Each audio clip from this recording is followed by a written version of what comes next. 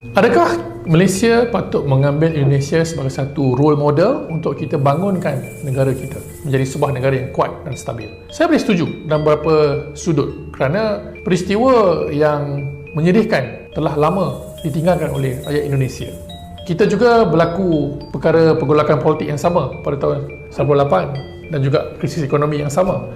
Cuma Indonesia bagi saya, mereka telah melalui fasa-fasa perit tersebut berbanding kita. Dan oleh itulah mereka berjaya menghasilkan pimpinan seperti Jokowi. Dan kita lihat betapa banyaknya pelapis-pelapis mereka yang boleh mewarisi kepimpinan Pak Jokowi. Tapi semua ini tidak bermakna Malaysia tidak ada. Malaysia pun ada. Cuma kita dalam fasa di persimpangan. In transition lagi. Beban politik lama masih belum surut. Watak-watak lama masih lagi merajui perjalanan politik negara. Jadi ini yang membuatkan Malaysia sukar untuk bangun menjadi seperti Indonesia. Sedangkan Indonesia sudah tinggalkan fasa lampau itu. Inilah yang perlu kita contohi, meremajakan politik negara kita. Dan Alhamdulillah, dengan adanya pertambahan pengundi pertama kali, anak muda khususnya, kita boleh cipta sejarah yang baru. Dari segi material sebenarnya kita lebih baik daripada Indonesia 20 tahun dululah. Sekarang ni saya rasa Indonesia sudah berjaya mengatasi kita dari segi ekonomi, segi kestabilan politik. Ini kerana mungkin saya nampak Indonesia ni dia mengamalkan satu masyarakat yang lebih terbuka, an open society, ya, di mana perbahasan kepentingan rakyat itu cukup subur dalam media-media massa, larangan awam. Inilah satu unsur faktor yang mematangkan demokrasi. Di Malaysia kita kena ingat benda itu taklah semudah yang disangkakan kerana kita ada banyak sensitiviti perkauman, keagamaan yang melemahkan daya perbincangan sesama rakyat. Takut sentuh hal sensitif, bukan? Jadi benda ini saya rasa boleh kita tambah baik melalui perbincangan yang saya katakan tadi.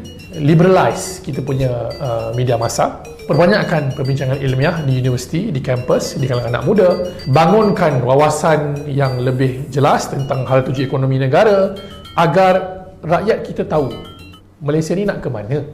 Indonesia siapa yang buat? Pak Jokowi. Dia ada wawasan yang besar membuat satu ibu kota yang baru ataupun Nusantara di Kalimantan. Jadi semua ini memberi satu aspirasi buat rakyat Malaysia, bangsa Indonesia untuk maju ke depan. Jadi mereka taklah bercakaran hal-hal kecil. Jadi itu saya rasa kenapa Indonesia lebih ke depan berbanding kita ketika ini.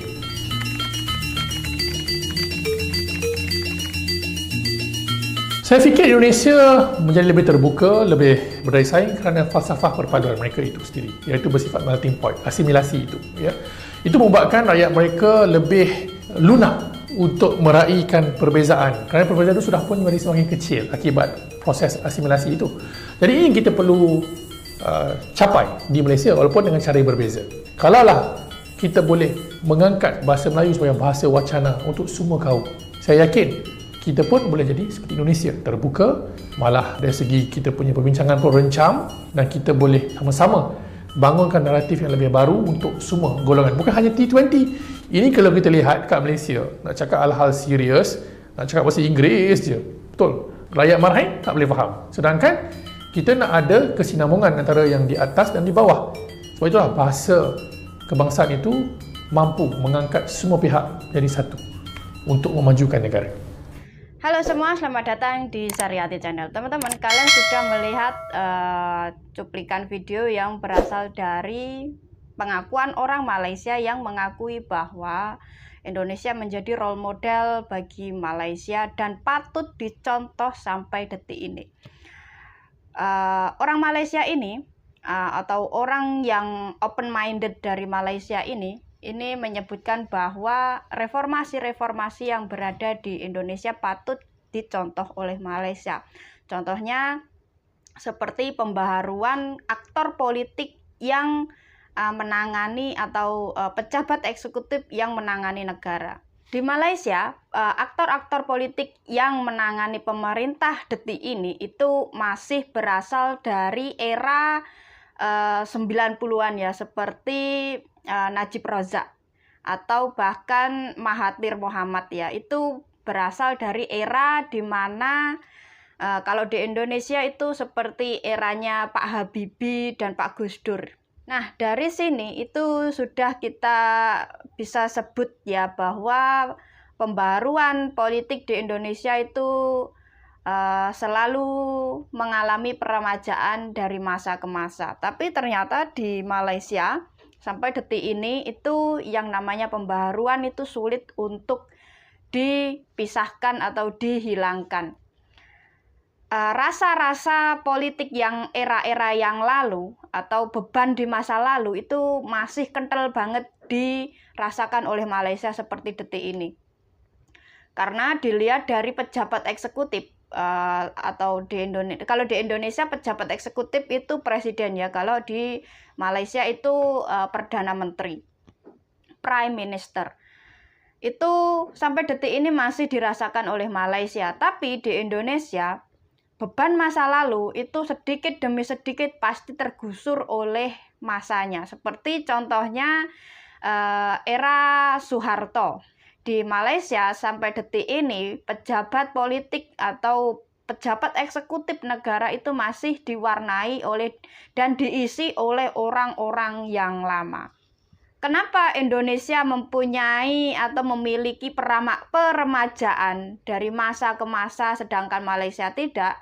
Karena Indonesia itu mempunyai yang namanya pilkada ya, pemilihan kepala daerah. Nah, dari pemilihan kepala daerah ini, politik atau siklus politik di Indonesia itu pasti mengalami yang namanya peremajaan. Tapi kalau di Malaysia itu nggak ada yang namanya pilkada, jadi orang biasa atau orang awam itu sulit untuk bisa menonjolkan sisi leadershipnya ke masyarakat publik. Dan yang mengisi pejabat-pejabat penting di Malaysia ya orang-orang itu aja ya. Kalau di Indonesia sebutnya 4L, lo lagi, lo lagi. Nah, Indonesia sebagai negara demokrasi itu mempunyai peraturan atau ada undang-undang yang memuat peraturan bahwa presiden atau pemimpin negara itu hanya boleh menjabat selama 10 tahun atau 2 periode. Dan undang-undang ini tertulis di Undang-Undang Dasar 1945 pasal 7 setelah diamandemen tahun 1999 itu berbunyi presiden dan wakil presiden itu hanya boleh menjabat selama 2 periode atau 10 tahun. Sedangkan di Malaysia itu mungkin tidak punya undang-undang yang sekompleks Indonesia mengatur warga negara atau bahkan pejabatnya seperti di Indonesia. Dan jujur saya baru tahu ya, ternyata di Malaysia itu ada sistem yang tak tertulis, yaitu politikus atau aktivis yang berumur kira-kira 30 sampai 50 tahun itu masih dianggap anak-anak atau orang yang belum mumpuni untuk menjabat suatu jabatan yang strategis. Seperti video ini. Kalau di Malaysia, anak muda dan mahasiswa sering dipanggil budak-budak. Kalau ada yang lebih lembut pun, mereka akan dipanggil adik-adik. Tapi kalau di Indonesia, mahasiswa yang sering demo dan teriak-teriakan di depan para politikus, bahkan mereka disapa sebagai saudara-saudara, teman-teman oleh para menteri, anggota Dewan Rakyat dan masyarakat awam. Selamat siang, salam sejahtera untuk kita semua, Bapak Ibu, teman-teman. Mari Mas Nana. Bukan hanya anak mahasiswa, para aktivis yang berumur 35 hingga 40 tahun di Malaysia dianggap masih muda. Walhal umur sekian sudah seharusnya lebih bebas bergerak dan diberikan peluang seluas-luasnya untuk berkarya demi memajukan negara. Nah, dari sini itu berbanding terbalik dengan keadaan di Indonesia. Kalau di Indonesia itu zaman sekarang atau mau di pemerintahan Jokowi itu berani mengambil cabaran atau tantangan baru yang tidak bisa diambil oleh pejabat-pejabat atau elit-elit politik di Malaysia. Seperti contohnya merekrut anak muda untuk menjadi staf presiden, atau bahkan kalau kita menengok birokrasi demokrasi di daerah-daerah di Indonesia itu juga diisi oleh anak-anak muda, seperti contohnya Wali Kota Medan, Wali Kota Solo, itu juga diambil oleh kaula muda, diisi oleh kaula muda. Atau kita lihat di kota Surabaya ya, itu juga diisi oleh orang dewasa yang umurnya tidak di atas 50 tahun. Nah, dari peremajaan yang terjadi di Indonesia, setiap 20 tahun sekali itu pasti Indonesia pasti mengalami yang namanya peristiwa atau gerbang, bisa saya sebut itu gerbang pembaharuan yang menjadi sejarah besar di Indonesia, seperti contohnya 1928, 1945, 1960, 1970-an, 1998 sampai 2020-an. Kalau kita lihat ada apa di tahun 1928? 1928 itu tercetusnya yang namanya Sumpah Pemuda. Berbangsa satu, bahasa satu, dan tanah air satu. Terus 1945 itu di mana Indonesia merdeka. Terus kalau kita lihat 1960-an itu ada yang namanya penumpasan PKI ya, yang diisi oleh demonstran anak muda juga. Terus kalau kita lihat 1970-an itu ada atau tercetusnya yang namanya istilah golput, golongan putih, karena menolak Indonesia atau rakyat Indonesia menolak yang namanya Soeharto untuk maju lagi di pemilu berikutnya. Dan yang terakhir adalah 1998 di mana reformasi tercetus ya. Terus di situ juga lahirnya amandemen pasal 7 Undang-Undang 1945 yang mengatur presiden hanya boleh menjabat selama 2 periode atau 10 tahun. Terus di tahun 2020-an, di masa jayanya Indonesia berhasil menjadi presidensi atau pemimpin G20 yang diselenggarakan di Bali. Nah, dari sini ternyata Indonesia itu mengalami yang namanya peremajaan yang sangat hebat ya, meskipun banyak gejolak-gejolak politik, ekonomi, sosial yang selalu mewarnai di Indonesia. Dan kalau mau kita ingat lagi, di era sekarang Indonesia itu kalau di rumus fisika itu menemukan formula yang pas ya, mulai dari pemerintahan yaitu Jokowi itu mempunyai jiwa leadership yang tinggi, atau bahkan di dunia olahraga kita ya, seperti contohnya sepak bola yang menemukan Sintayong untuk menjadi coach timnas Indonesia yang berhasil mengalahkan Curaçao di 2 game.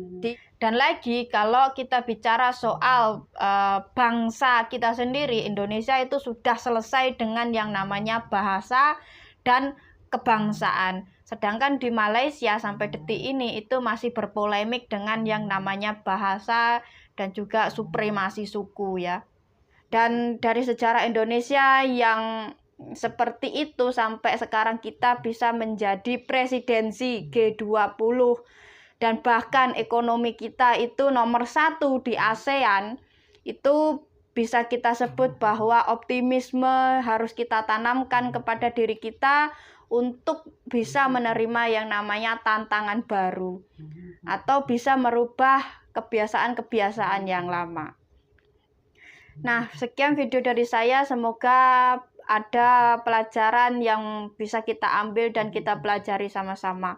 Kalau ada salah kata atau salah ucap itu murni dari kesalahan saya. Terima kasih.